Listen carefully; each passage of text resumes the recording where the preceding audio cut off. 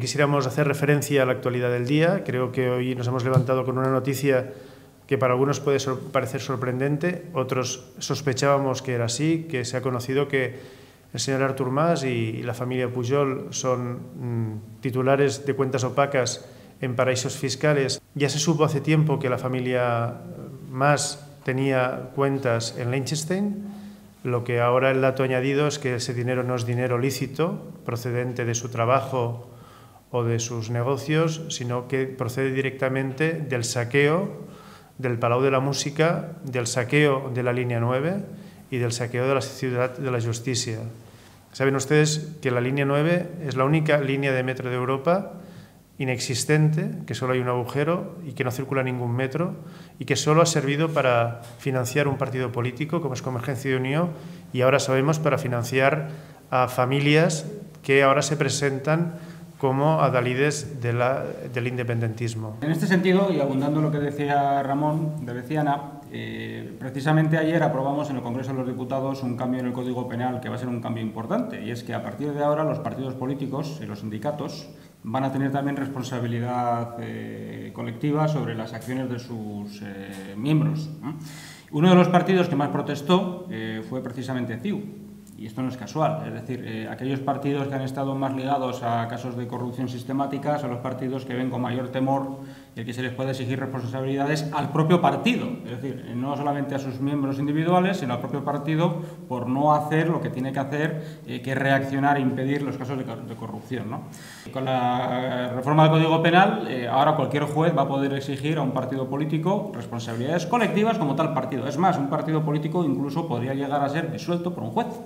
Un juez podría llegar a la conclusión de que ese partido ha sido formado para delinquir, concretamente para robar. ¿Es eso lo que está ocurriendo en Cataluña con CiU? Hombre, yo no querría ir tan lejos porque en todo caso lo debería decir un juez,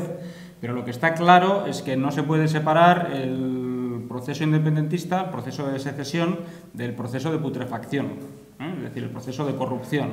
Y que evidentemente para un partido que está absolutamente implicado en casos de financiación ilegal y con altos cargos implicados en diferentes casos de corrupción personal, pues la independencia es una salida. Es una salida porque significa el borrón y cuenta nueva. Es una salida porque si se saliera con la suya y consiguieran un Estado catalán, pues evidentemente lo primero que iban a hacer era cambiar de arriba abajo la Administración de Justicia, el Código Penal y por supuesto habría una amnistía. Entonces aquí, aparte de otros proyectos nacionalistas que son legítimos, aunque nosotros no compartimos en absoluto, hay un interés privado en conseguir que ese Estado propio sea un Estado realmente propio, o sea, un Estado en propiedad exclusiva que, por ejemplo, deje la impunidad de delitos gravísimos. Hacer una reflexión acerca, dijésemos, de la corrupción en Cataluña y España como garantía de los derechos de los españoles, es que todos los asuntos de corrupción que se han conocido en Cataluña han sido gracias a las instituciones españolas, entre comillas, es decir, a las propias instituciones del Estado. Ha sido la Fiscalía, la Agencia Tributaria, las que han descubierto en Cataluña los asuntos de corrupción. Y precisamente los organismos creados por entes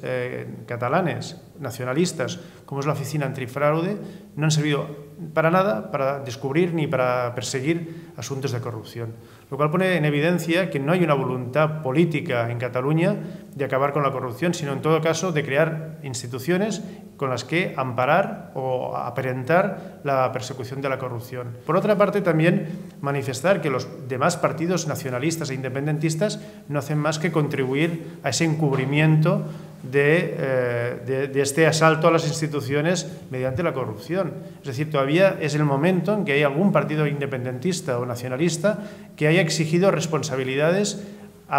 los autores y cómplices de todo este proceso de asalto a las instituciones. Es más, sabiendo que esto ocurre, se ha eludido este debate en esta campaña y ni el PSC, ni Esquerra Republicana, ni Iniciativa por Cataluña han incidido en este tema precisamente porque su única voluntad es ir hacia la impunidad mediante la creación de lo que ellos llaman un Estado propio, que en realidad es un Estado impropio porque nunca podrá llegar a ser un Estado basado sobre la corrupción y sobre el fraude político que constituye el proceso en que nos han introducido. Hace poco escribía que aquí se juntan el procesos secesionistas se juntan tres tipos de corrupción, ¿no? Hay corrupción de la vulgar, o sea, está la de meterse dinero en el bolsillo, de la caja pública, la de la financiación ilegal de partidos, la del saqueo de las instituciones, como muy bien ha explicado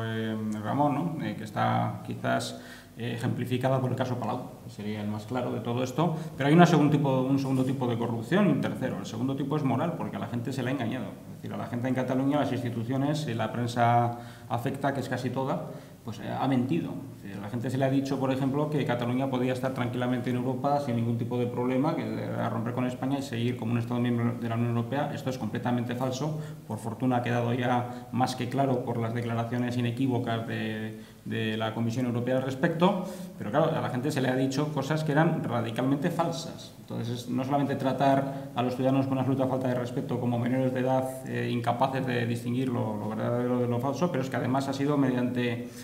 técnicas más propias de una dictadura que de una sociedad democrática, es decir, con una prensa unánime,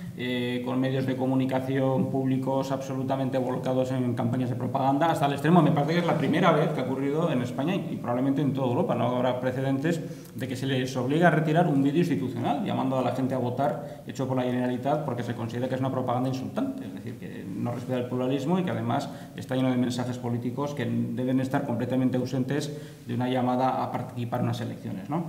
Y el tercer tipo de corrupción que va es la política, que es lo que decía muy bien Ramón de Veciana, del fraude político, es decir, porque a la gente se le está ofreciendo como solución a sus problemas lo que en realidad es desviar la atención. Es decir, la mejor manera de no hablar del paro, del desahucio, del fracaso de la economía, de la deuda, del despilfarro, etcétera, es proponer algo que aparte absolutamente la atención de la gente para que todos nos dediquemos a hablar de independencia sí, independencia no, etcétera, ¿no? Hay incluso quien dice con mucha ingenuidad de que nosotros mismos como partido entramos en el juego al usar el lema de contra la independencia. Pero es que contra la independencia quiere decir no solamente que no estás de acuerdo con la secesión, quiere decir que es una consigna política y un proyecto tramposo.